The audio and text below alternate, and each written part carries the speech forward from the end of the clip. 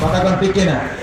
তাহলে দুদিন বান্দা কালিমা না পায় শ্মশান, না পায় গো, সে শ্মশানও পাবে না, গুরুস্থানও পাবে না, তার কপালে কিচ্ছু জুটবে না। এই জন্য এক দিলে এক মনে আত্মনিবেদন করবে একজনের দিকে, তিনি কে? রাসূলগণ কে? আমার কপালটাই খারাপ, বুঝছেন?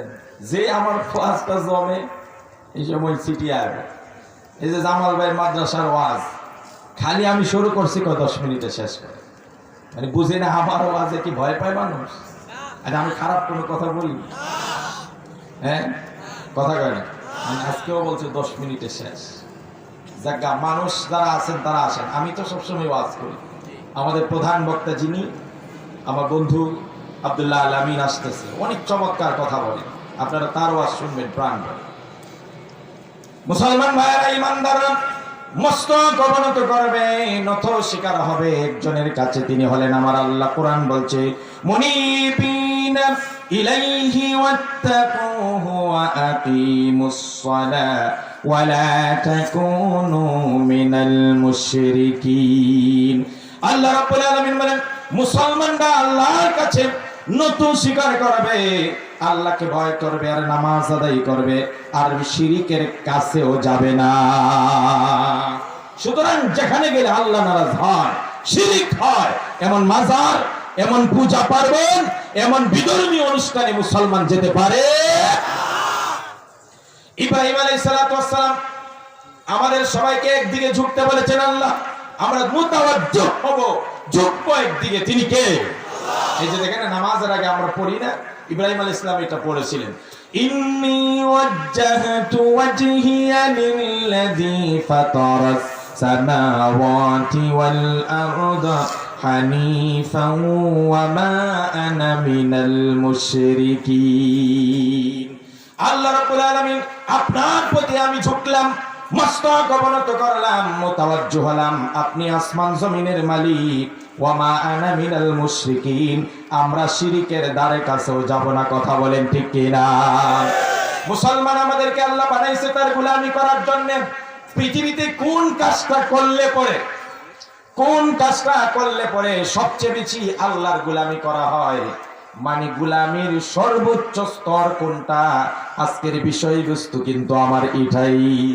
পৃথিবীতে যত কাজ করলে আল্লাহর গোলামি প্রমাণিত হয়, এর মধ্যে সর্বোচ্চ হক আদায় করার স্তর হলো নামাজ। একটা মানুষ যখন নামাজ পড়ে তখন আল্লাহর গোলামি 100-100 প্রমাণিত হয়ে যায়। গোলামি প্রমাণিত হয় নামাজের মাধ্যমে। কারণটা কি? কারণটা হলো আমরা যখন নামাজ পড়ি, আমরা দেখবেন নামাজের রুকুন আর শর্তগুলো খেয়াল করবেন। আমাদেরকে নামাজ পড়ার আগে প্রথমে আমার শরীরটাকে পাক করতে হয়। শরীরে দুর্গন্ধর ময়লা থাকলে নামাজ পড়া যাবে? আল্লাহ বলেন তুই আমার সামনে দাঁড়াবি, শরীরটা পাক করে নে।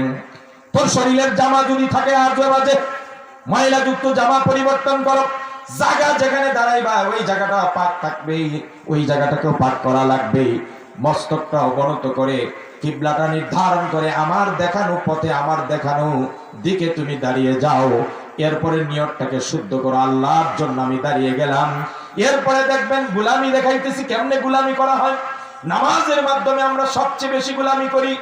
এরপরে আমাদের হাতটা উঠায় দেই, অর্থাৎ আমরা কানে ধরি। কোন মানুষ যখন ভুল করে, কারো সামনে যখন নতি স্বীকার করে, তখন কানে ধরে। কথা বলেন ঠিক কিনা? এ মুসলমান চুরি চামারি করে এর সামনে তার সামনে কানে ধরো আর নতি স্বীকার করো। যদি কানে ধরতে হয়, নতি স্বীকার করতে হয়, তাহলে সব এক জায়গায় নতি স্বীকার করবো, তিনি কে?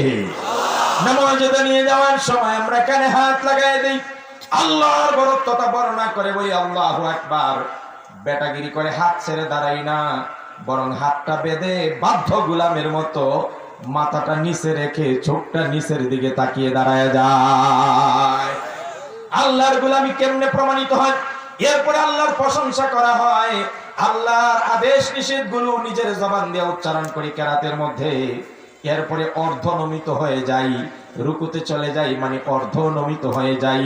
আল্লাহ তাআলাকে আমরা বুঝাই, মালিক গো আমার কোনো অহংকার নাই, অহমিকা নাই, চার পায়ে জানোয়ার গরু যেমন অর্ধনমিত অবস্থায় রুকু অবস্থায় বিচরণ করতেছে, তার নিজেকে বিলীন করে দিয়ে আমিও পশুদের মতো আমার নিজের অস্তিত্ব বিলীন করে দিলাম আপনার সামনে।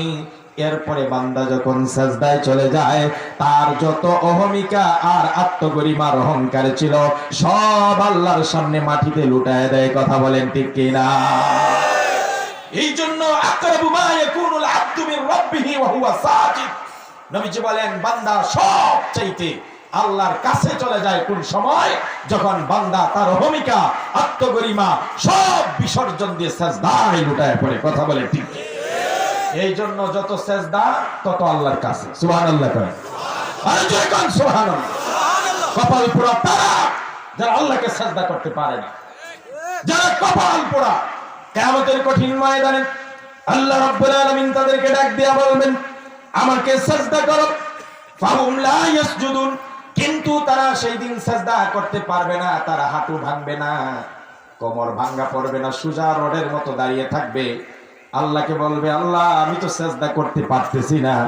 আমার আল্লাহ বলবেন গোলাম দুনিয়াতে যদি তুই সেজদা করতি তাহলে আজ তুই সেজদা করতে পারতি। ওই যুবকেরা যদি দুনিয়াতে কেউ সেজদা না করে কিয়ামতের মাঠে সেজদা করার তৌফিক হবে না, সোজা জাহান্নামে চলে যায়। খুশু আল্লাহর ভয়, আল্লাহর কাছে কাকুতি মিনতি আর ভয়ের সঙ্গে নামাজ যদি না পড়ে তাহলে নামাজ কবুল হয় না। উদ্দেশ্য হলো বান্দা তোমার ভিতরে অহংকার আত্মগরিমা আছে, যা আছে সব বিলিয়ে দাও। কোরআন এই জন্য বলেন কাদ আফলাহাল মুমিনুন আল্লাযীনা হুম ফি সালাতিহিম খাশিউন। আল্লাহ রাব্বুল আলামিন বলেন মুমিনরা তখনই সফল হবে যখন এক নম্বর গুণ অর্জন করবে, নামাজ যখন পড়বে খুজুর সাথে করবে, অর্থাৎ ভয় নিয়ে আর কাকুতি মিনতি নিয়ে যত বেশি বান্দা নামাজ পড়বে তত তার গুলামি প্রকাশ পাবে, আর গুলামি প্রকাশ পাইলেই তার নামাজটা আল্লাহর দরবারে কবুল হয়ে যাবে। সুবহানাল্লাহ। এই জন্য মুসলমান ভাইয়েরা আদর্শ সমাজ বিনির্মাণ করার জন্য 4টা কর্মসূচি আছে। কোরআন বলছে আমি যখন কাউকে চেয়ারে বসায় দেই, আমি যখন কাকে পদে অধিষ্ঠিত করি, এই যে সামনে নির্বাচন আসতেছে কেউ না কেউ আমাদের মাথার উপর নেতা হয়ে দাঁড়াবে, চেয়ার দখল করবে, নেতৃত্বের আসনে বসবে।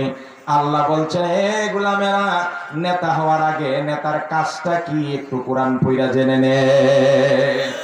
কিন্তু কেউ কি কোনোদিন হুজুরে জিজ্ঞেস করছে যে হুজুর আমি যে নেতা হইবার জন্য ইচ্ছা পোষণ করছি আমার কাজটা কি, ইসলাম কি বলে? বলছে কেউ? আমার কথা কয় না কা? কিন্তু ইসলামরে তো সমানে সবাই বিক্রি করতেছে। আমার কথা কয় না? কেউ ইসলামরে কোটি টাকা দামে বিক্রি করে, কেউ ইসলামকে লক্ষ টাকা দামে বিক্রি করে, কেউ ইসলামকে 10 টাকার বিনিময়ে বিক্রি করে দিচ্ছে। সামান্য ওয়ার্ড কমিটির সাধারণ সম্পাদক হওয়ার জন্য ইসলাম শেষ।